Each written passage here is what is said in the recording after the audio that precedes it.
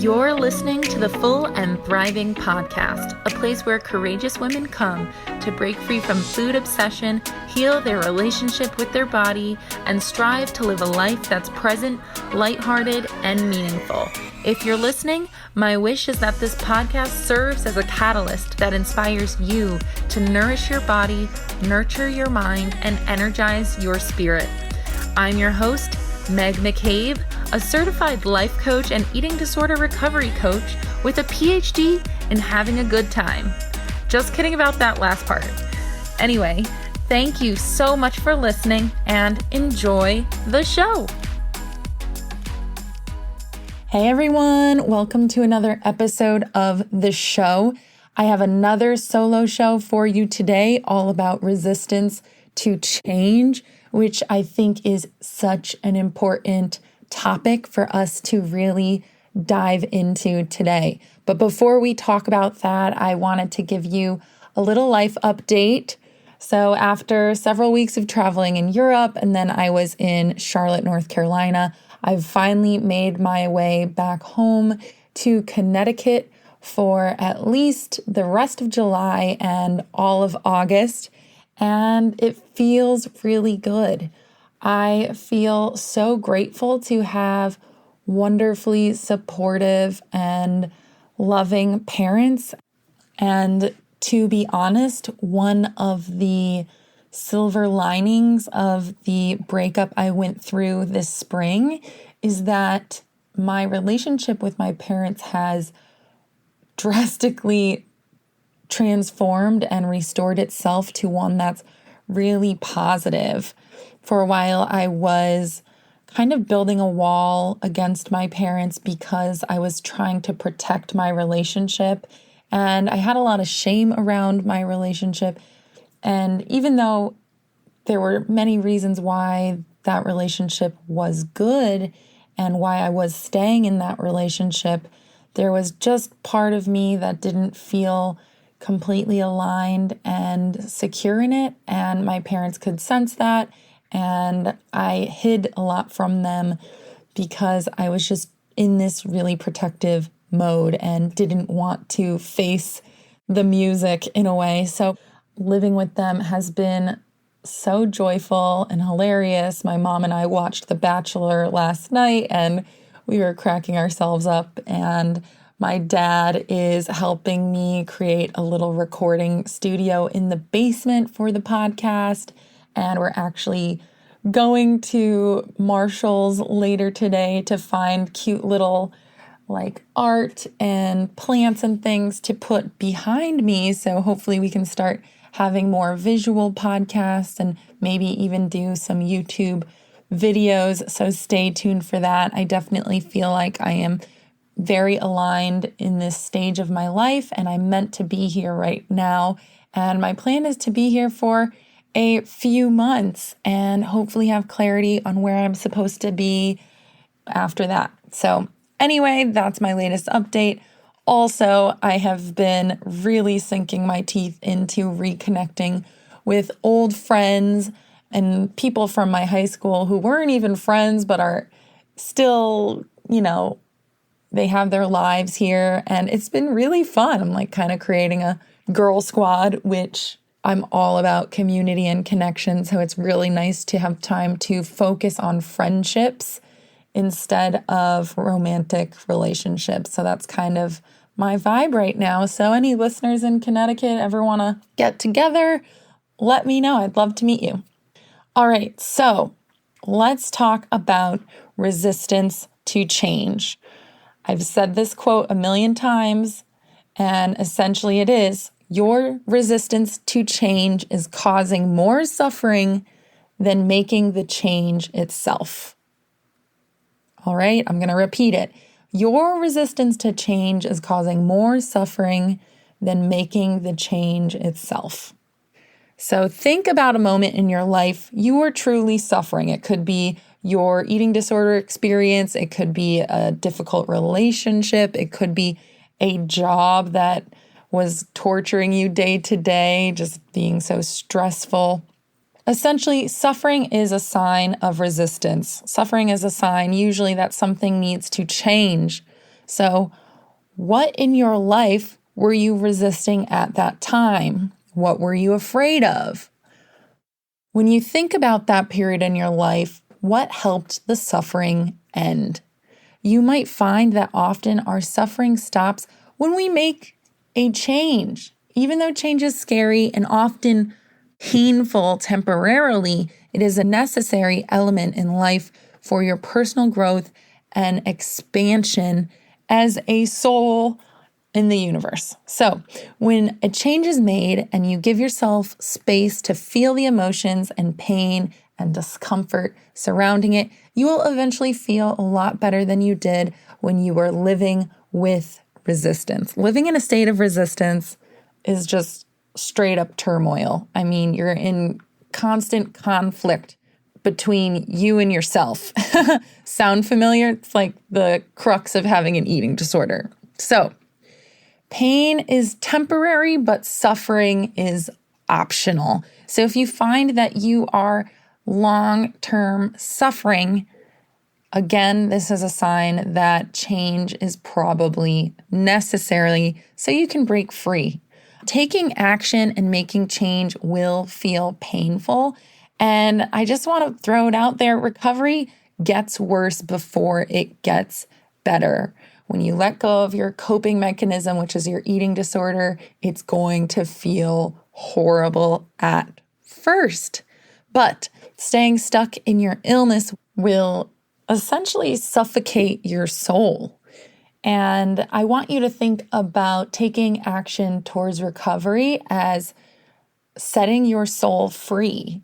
Whenever I feel conflicted in life, I feel like I can't feel fully joyful or fully alive. There's always this dark cloud kind of in my head or like whispering in the background, causing me pain. And when you can let go of your resistance to change and align with a better life and have the courage to make that change, you will find you can align with things like joy and freedom and even more self-love. It's truly amazing. And I'm speaking from personal experience with my eating disorder and also the recent breakup. So there is an awesome quote in the 8 Keys to Recovering from an Eating Disorder workbook by Carolyn Costin from Key 6. And side note, some of what I talk about will be derived from this key in the book. So I want to give credit to Carolyn Costin and Gwen Schubert Grab for parts of this episode today. But the quote in the 8 Keys book is, "Some people prefer the certainty of misery rather than the uncertainty of change." And I want you to check in with yourself and notice if this quote resonates with you. And unfortunately, I see this mirrored in my clients quite often. Misery of your eating disorder is certain, so it's known, and the uncertainty of change is really scary. But the only way you can break free is to make the change and see for yourself if it's really going to be as terrible as you think it is. And let me tell you, nobody who's ever recovered will say that they regret making the changes they did. So, unfortunately, there is no other way around recovery. You have to take action and change your behaviors in order to break free. You can listen to all the podcasts, read all the books, watch all the YouTubers, go to as many online workshops that are available to you. But if you're not taking action, you will not heal. It's really that simple. This means you've got to be okay with getting messy, being imperfect, taking risks, feeling uncomfortable, letting your body change. And you also have to believe that there is a better life on the other side of it. You just have to trust that that will happen, even if you don't have the proof. However, there's a lot of proof out there. often you need to address resistance first. So I've created a few questions. I actually have 3 here that I'd love for you to journal about. So I suggest getting out a pen and paper and journaling your answers, maybe at a later time. Listen to this first and then go back again, maybe tomorrow or this afternoon or evening, and journal your answers to these questions. So the first question to ask yourself is, what are the obstacles in the way of change? And this question will help with very basic insight on why you aren't making change. And I wanted to give you a few examples just so you can get your brain kind of thinking about yourself. So an obstacle that might be in the way of you making change is that perhaps you live in a dieting household and there's diet foods in the cabinet and everyone's counting calories, and you actually connect better with, say, your mom or your dad when you talk about dieting. So think about how that obstacle is so legitimate and so difficult to overcome. That's one example, and it requires some problem solving or maybe some communication with your family in order to get around that obstacle. Maybe you're at the point where moving is the best option to protect your recovery. It's really up to you. Other obstacles in the way of change, financial limitations, that is truly a big one. I know, especially in the United States, treatment can become astronomically expensive, but there are nonprofits such as Project Heal that will provide some sort of financial relief or treatment that is given at a sliding scale. So definitely look into your financial options. So don't say that you don't have the means for treatment if you haven't looked into Project Heal.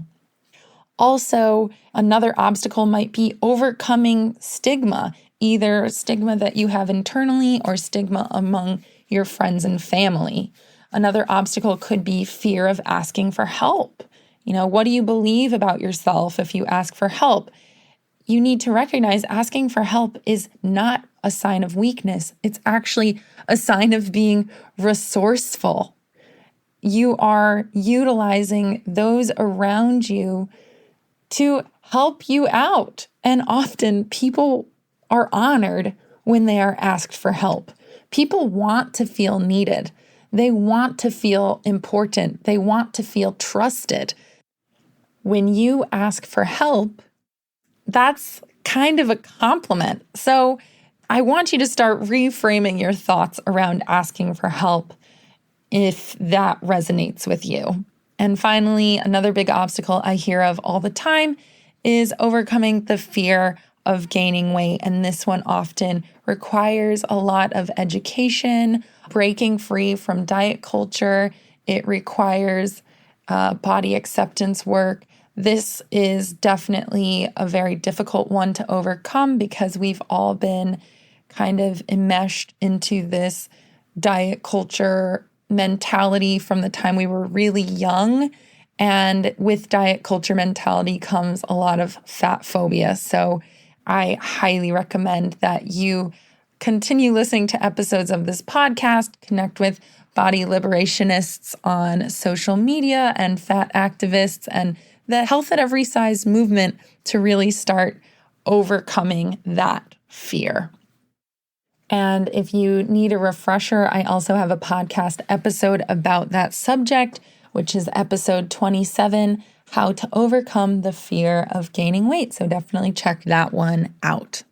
Okay, another question, which will be pivotal in your unpacking of your resistance, is what will you lose when you make this change? And you can think about change by change, like what will you lose when you stop restricting? Or on a macro level, like what will you lose when you are fully recovered? So for the example of being fully recovered, it can get pretty enlightening and eye-opening to ask yourself this question, because it can show a little bit about why you're clinging on to your eating disorder so tightly. So again, the question is, what will you lose when making this change? And it could be something as deep as you will lose attention and concern and care from your family members. I've seen this a lot where people who are really stuck in an eating disorder have taken on the eating disorder because when they were young, they connected it with, oh, when I do these things and I have these symptoms, my family cares for me more, or they are more concerned about me and they prioritize me. And so if that's something you are struggling with, which by the way is more common than you might think, that is something you will have to overcome in order to reach recovery. You will have to accept maybe that your family might not give you as much attention and care when you are recovered, or you might have to redefine your definition of family care and what that looks like, or change your expectations that you have for your family. Another thing you might lose when making this change could be you might lose the perfect body and all of the praise and attention you get from that. You might also lose your sense of control, and that can be extremely overwhelming and intimidating to face. And of course, another thing you might lose when letting go of your eating disorder is your favorite coping mechanism. When emotions get difficult, perhaps you've leaned on your eating disorder to cope. And if you recover, you will lose your favorite coping mechanism. But the cool thing is you will gain healthy coping mechanisms and flexibility and adaptability when you let go of the eating disorder. And finally, another example of something you might lose is your identity. Maybe you have this identity at work as the girl who is super, quote, healthy, or the fit girl, or the disciplined one. Or maybe it's more you're the sick one, and that identity has been benefiting you to some degree. So again, the question you want to ask yourself is, what will you lose when making this change? And it's important to get all of this on paper to just understand why you are resisting so much. And when you can uncover all of this, it's easier to have self-compassion for yourself and maybe even problem solve around, okay, how can I meet this need in another way? And that brings me to my third question, which is, what needs are being met by my eating disorder? Unfortunately, eating disorders exist because they are helping you meet some need that's been unmet. That might be the need for certainty, the need for fitting in, the need for feeling special, the need to keep yourself small and invisible. It might even help you meet the need of emotional control. And of course, I want you to all to think of your own answers that are unique to your experience. These are just ones that I came up with when planning this episode. But again, what needs are being met by your eating disorder? And the goal is to look at this list and see how you might be able to meet these needs without leaning on the eating disorder.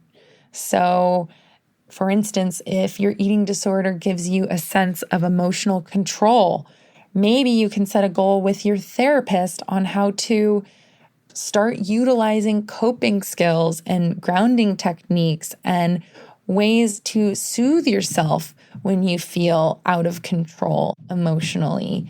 Or you can challenge the need and say, okay, does my ED really make me fit in? Or am I actually isolating myself? Does my eating disorder actually make me fit in? Or are my connections really superficial and fake? Right? There's so many ways you can kind of break free from this disordered mindset. I know I used my eating disorder to fit in a way where I wanted to look cool and be chic and have that thin model aesthetic. So it gave me that sense of fitting in, but I didn't really make deep connections with my lifeguard friends, for instance, until the summer I was recovered. So it's just funny. And those friends are my lifelong friends now, but I really wasn't connected with them until I let go of the eating disorder. Those are the 3 questions. Again, they are: what are the obstacles in the way of change? What will you lose when making this change? And what needs are being met by your eating disorder? And when you ask yourself these questions, you will unpack a lot. And when you see everything on paper, the first thing I want you to do is have compassion for yourself and the place you are at, because you will see that you have many valid reasons to take on your ED in the first place.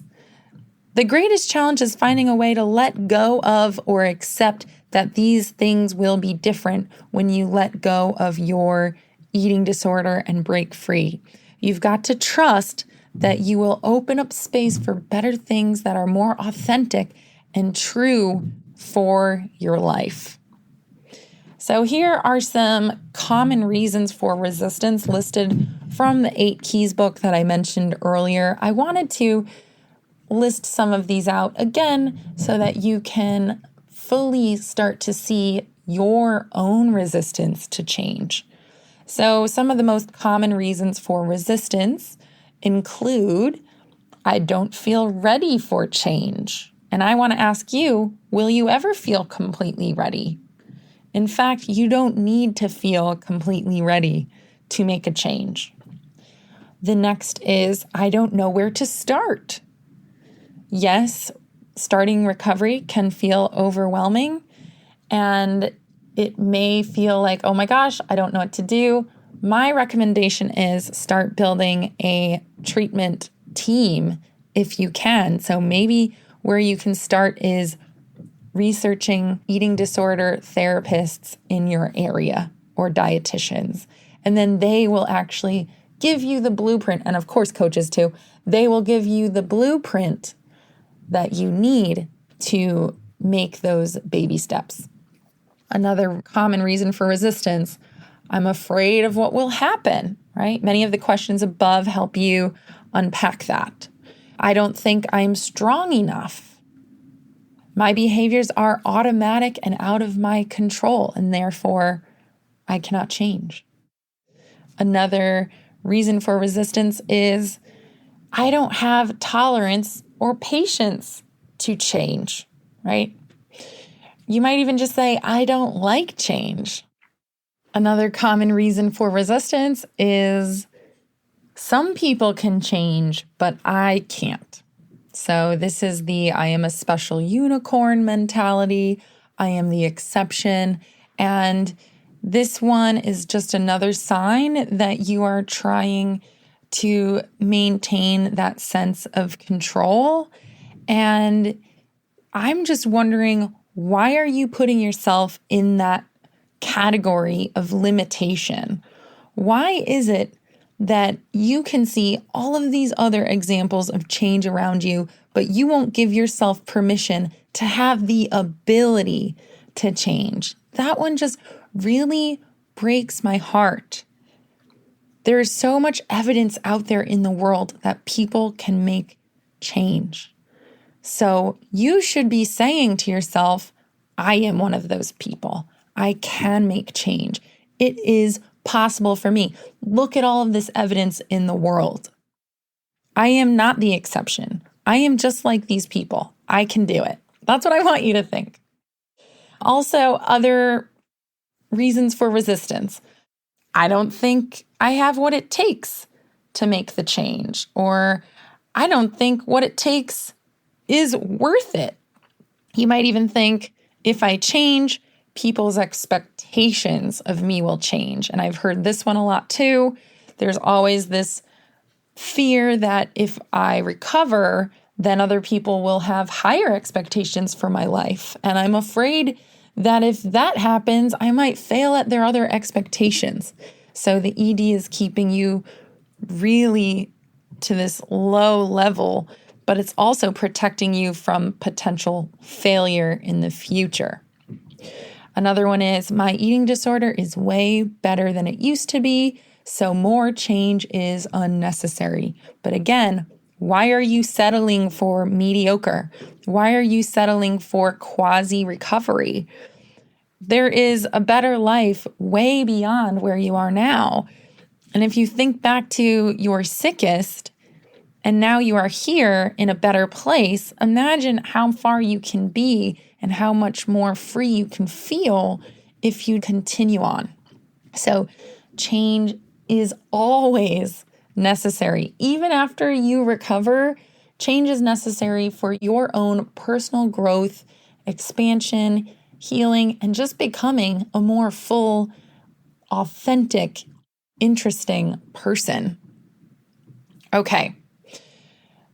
Every reason for resistance is rooted in some sort of belief about yourself in recovery. So think about your reasons for resistance and reflect on, what belief do I hold about myself? What does this say about my own beliefs about myself or recovery in general? And in order to overcome your reasons for resistance, you need to be open to changing your mindset or beliefs about yourself. So for instance, if you believe I don't have tolerance for change, this can be switched to, I am open to learning how to tolerate change. Okay, so again, you go from having a brick wall that is preventing you from making change because you're saying this strong belief, I don't have tolerance for change. That's such an inflexible, disordered thought. If you change that to, I am open to learning how to tolerate change, your world opens up. Another example is, for instance, I don't think I'm strong enough to change, right? That can turn into, I am building up my strength every day. So instead of having that inflexible belief, I don't think I'm strong enough, just saying I am building strength every day. I am learning to increase my strength or my courage every day. That can really help. And in general, some overall tips for making change, and I'll probably dive into this in another episode down the road. Once you've made a change, just pause for a moment. Don't react. Allow yourself to exist in that space of change. Expect the emotions to be difficult. Allow yourself a chance to feel what it is like when you stick to that change. If you react right away, you're not even giving yourself a moment to sit with the change. So resist the temptation to reverse and go backwards back into your disordered patterns or behaviors. For instance, I know often people might reach their goal weight set for them by their team, and then once they hit it, they have this intense reaction to start restricting again out of fear that they're going to go over this. What I ask is that you just pause and chill out and let yourself exist in the new body size. Give yourself a chance to breathe in that space. Allow yourself to create new memories and relationships and experiences in that new version of your body. Your brain will adapt. And believe it or not, people around you will adapt to the change. People are adaptable. People are resilient. Humans are programmed to adapt to change and consistently improve. So a few mantras I want to leave you with to wrap up this episode are, I am adaptable. Okay, say this to yourself. I am adaptable. Another one is, I have patience with this change. Okay, so I have patience with this change. Another one is, I am courageous. You want to give yourself that little courage boost.